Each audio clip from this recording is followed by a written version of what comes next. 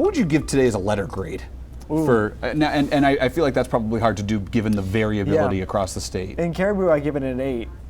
Does everybody in Caribou give it an? I don't know. Well, it's like. Wait, did you say 8? Letter. Oh, you said letter. Yeah, sure. 8 out of 10 is fine. Sure, Like a B plus. Yeah. B minus. I would say B plus, at least A minus. Yeah, it depends. And then southern Maine, I would say it's more in the middle because we had a nice start to the day, clouds, a couple showers. It's okay. But I'll tell you this: by the end of the next 5 days, you might go back and change that grade, revise it in the upward. Sure. Grading in a curve, you remember that whole thing? You know, that's what it's going to feel like here shortly. 61 in Portland, 74 in Parsonsfield, 76 in Freiburg. Coco, what just happened when you said give it a letter grade and I give you a number?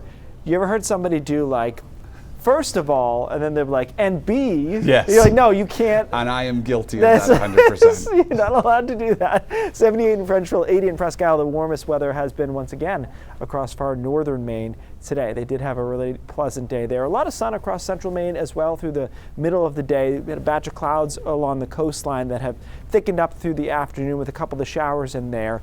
Really light stuff, just barely hitting the ground, those showers into parts of the mid-coast. A little shower out towards Conway, New Hampshire too, and then more showers across northern Maine. But most of the state spatially here dry through the rest of this afternoon and into tonight. Fog comes back into the forecast in some areas. It's already kind of lurking into the coastline. It'll thicken up tonight and continue through tomorrow morning. I think we start with a lot more cloud cover tomorrow when compared to today, and then we just slowly try to burn some of this off from kind of northwest to southeast. And so the mountains and the foothills will burn that cloud cover off first, and then it will be a little bit more of a fight along the coastline. I think we should be able to get some sun, but it will definitely be harder for us to get prolonged periods of sun along the coastline. A couple of showers pop up in the afternoon, maybe a rumble of thunder there, but again, a lot of the state remains dry. We start Saturday, again, cloudy with some fog, and then the more consistent and heavier rain comes in Saturday afternoon with some downpours, maybe some rumbles of thunder, and then another batch comes through on Saturday night, and unfortunately it looks fairly showery on Sunday too. The Sunday forecast has actually fallen apart a bit. It looks more showery than it did when we looked at it, say, 24 hours ago or so, and that low sticks around into Monday too, so it gives us clouds and a chance for a shower into next week.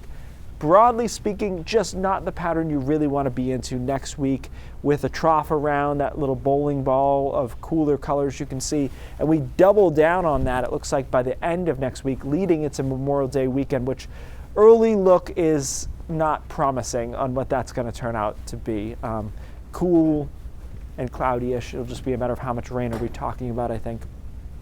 So you'll notice that after a decently mild day tomorrow, we're kind of living below 60 there, Monday, Tuesday, Wednesday, into Thursday of next week. And when that rain event hits, whether it be Thursday or Friday of next week, verbatim, a couple of models have us staying in the 40s all day. So it's really kind of raw for this time of the year, although unfortunately not unheard of for Maine. Well, yeah, a little late season surprise, yeah. Yeah, so we'll see how we do. Again, tomorrow's not bad. It's not a washout over the weekend, and then we'll assess next week. All right. Thanks, Keith. Yeah.